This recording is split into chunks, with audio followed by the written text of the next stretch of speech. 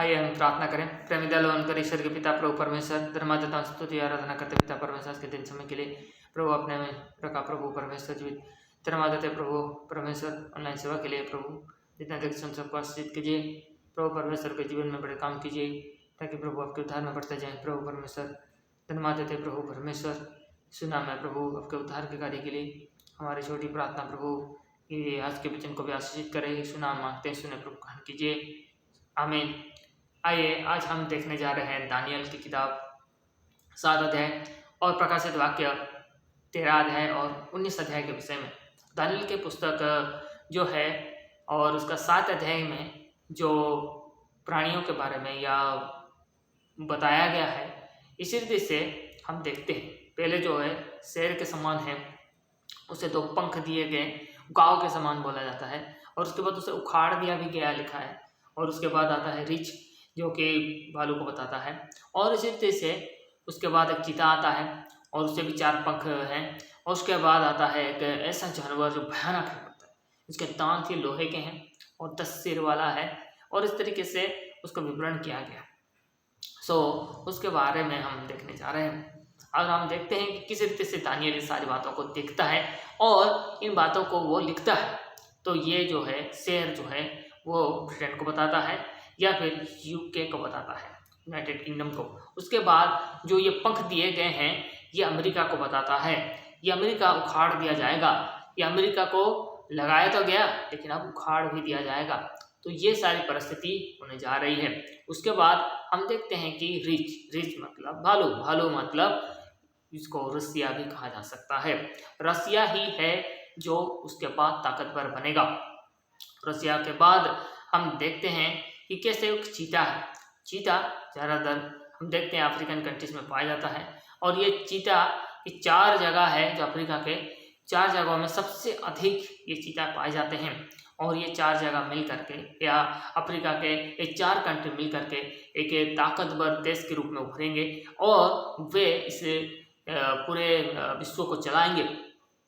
और इसी प्रकार से भी परमेश्वर का वचन बताता है। उसके बाद आएगा इसी रीति से 10 सिरों वाला एक जानवर। 10 सिरों के बारे में सिर्फ ग्रीक मैथोलॉजी के बारे में बताया गया है, और वहाँ पर इस तरीके के जानवर के बारे में बताया गया है। तो आखिर राज्य होगा इसी रीति से ग्रीक।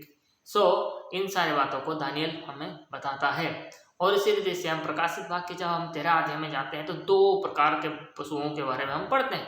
पहला पशु जिसे हम पढ़ते हैं कि इतना भयानक है, और दूसरा पशु जो एक मेमने के समान है, उसको भी हम पढ़ते हैं।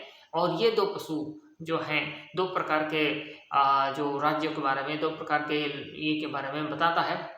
पहला पशु जो है वो रोमन कैथोलिक को बताता है या रोम देश को बताता है, और उसके बाद दूसरा पशु अमेरिका को बताता है। अमेरिका जो है क्रिश्चियन देश दिखता है, लेकिन उसका मुंह से जो निकलता है वो एक जानवर के समान, अजगर के समान जो वह बोलता है वैसा ही प्रतीत होता है।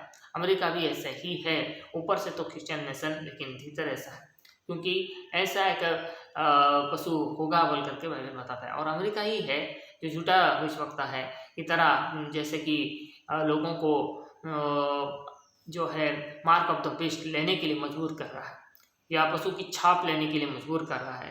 तो अमेरिका ही है जो ये सब कर रहा है, और पशु की मूर्त बना रहा है, और पशु के लिए सब कुछ कर रहा है। वो बीस्ट के लिए, वो शैतान के लिए, शैतान के उस बेटे के लिए, या वो एंटी क्राइस्ट के लिए वो सब कुछ कर रहा है। अमेरिका सब कुछ कर रहा है।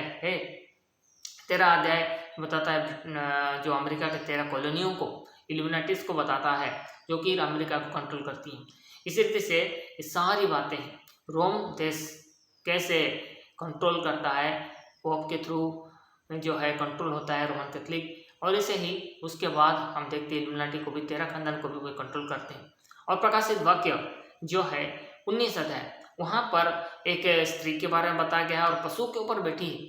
और ये पशु कौन है जब हम पढ़ते हैं तो ये यूएन है। यूएन के ऊपर जो है रोमन कैथोलिक बैठा हुआ है, और रोमन कैथोलिक जो है एक दिन राज करेगा, और उसका राज भी एक दिन पूरी रीति से नाश हो जाएगा। और ये सारी बातें बाइबल हमें बताती है। इसीलिए प्रकाशनों को हम जब देखते हैं परमेश्वर के विषय को हम देखते हैं कि उसके भेद भरे बातें हैं, सारी बातें भेद में हैं, और इनको जानना बहुत ज़रूरी है। हमारे इंडिया में भी 1934-33 में किस रीति से बैंकिंग सिस्टम लाया गया, वैसे ही अब डिजिटल सिस्टम भी लाया जा रहा है और लगातार ऐसा किया जा रहा है। लोगों को लग रहा है कि इंडिया अपना डिजिटल सिस्टम बना रहा है, जबकि नहीं, डिजिटल सिस्टम लाया जा रहा है, लोगों को डिजिटल किया जा रहा है, इंडिया को भी डिजिटल बनाया जा रहा है। इसी रीति से सारी बातें मिलकर जो है वो परमेश्वर के भविष्यवाणियों को जो है परमेश्वर ने जो अपने भविष्यवक्ताओं को दिया है वो पूरा हो रहा है। यीशु मसीह का आगमन बहुत जल्दी है, इसलिए हम अपने आप को तैयार करें। हम अपने आप को तैयार करना बहुत ज़रूरी है। हम अपने आप को तैयार नहीं कर पा रहे हैं और इसका कारण है हमारा बहुत आयत से अभिलाषा, और वो अभिलाषाओं के कारण हम गिर रहे हैं। लेकिन परमेश्वर चाहता है हम तैयार हों और उसके आगमन के लिए हम प्रस्तुत हों। इस दुनिया में बहुत से भयानक विषय आने जा रहे हैं, इसीलिए आइए इन बातों को देखें और जानें, भविष्यवाणियों को पहचानें और तैयार हों। हमारे परिवार, हमारे लोग तैयार हों, ताकि हम जो हैं उद्धार पाए हुए हैं, हम स्वर्ग के राज में प्रवेश कर सकें, जहाँ से प्रभु हमें जो चराएगा लिखा है, और कोई भी वहाँ पर दुख हमारे लिए नहीं होगा। इसीलिए आइए प्रार्थना करते हैं इन अंतिम समयों के विषय में और इन अंतिम दिनों के विषय में। प्रभु के भविष्यवाणी जो पूरे हो जा रहे हैं उनको देखते हुए हम अपने को तैयार करें। आइए हम प्रार्थना करें। प्रेमी दयालु अनुग्रहकारी ईश्वर के पिता प्रभु परमेश्वर यीशु नाम में आते हैं, धन्यवाद देते हैं प्रभु भजन करने वाले प्रभु तेरे दास तेरे दासी के लिए प्रभु तेरी स्तुति आराधना करते हैं पिता। प्रभु आज हम देखते हैं दानियल 7 अध्याय दानियल का पुस्तक में कैसे रीति से पशुओं के बारे में बताया गया है, और इसी रीति से प्रकाशित वाक्य में भी प्रभु जी कैसे 13 अध्याय में और 19 अध्याय में भी बताया गया है। तो प्रभु अपने सारा भेद बताया है प्रभु परमेश्वर, इसलिए आप दया करें, सहायता करें आपके लोगों को, मैं प्रभु परमेश्वर, ताकि हमारा परिवार, हमारे लोग प्रभु कैसे प्रभु उद्धार पा जाए और आपके उस अनंत छुटकारे को प्राप्त कर जाएं और आपके राज में प्रवेश कर जाए प्रभु, आपके स्वर्ग के राज में प्रभु परमेश्वर। धरती पर में भी राज्य है, लेकिन प्रभु तू स्वर्ग का राज्य की बात करता है प्रभु परमेश्वर, उसके लिए हम प्रार्थना करते। तेरा राज्य पृथ्वी पर का नहीं पर स्वर्ग का है, उसमें हम प्रवेश कर सके प्रभु। सहायता कीजिए, मदद कीजिए, पाप अतन बुराई दुष्टता को क्षमा कीजिए, लहू से धो दीजिए हमारी अभिलाषाओं के कारण, हमारी दुर्बलताओं के कारण, हमारी कमी घटी के कारण, हमारे नासमझीपन के कारण, या फिर प्रभु परमेश्वर हमारे ज्ञान ना होने के कारण प्रभु परमेश्वर जो हमारी हानि है, नुकसान है, प्रभु परमेश्वर हम उठाए हैं, प्रभु परमेश्वर दया करें, क्षमा करें और प्रभु आपके राज्य के लिए हमें तैयार करें। तेरा राज्य आएगा प्रभु, और वही एक राज्य है जो सनातन का राज्य है, वही एक राज्य है जो शांति का राज्य है, और तेरा राज्य तू स्थापित करेगा प्रभु। इसीलिए प्रभु हम तेरी ओर ताकते हैं, हमारी प्रार्थना है प्रभु परमेश्वर, आप ही आशीष दें। इस नाम मांगते सुने प्रभु कीजिए, आमीन।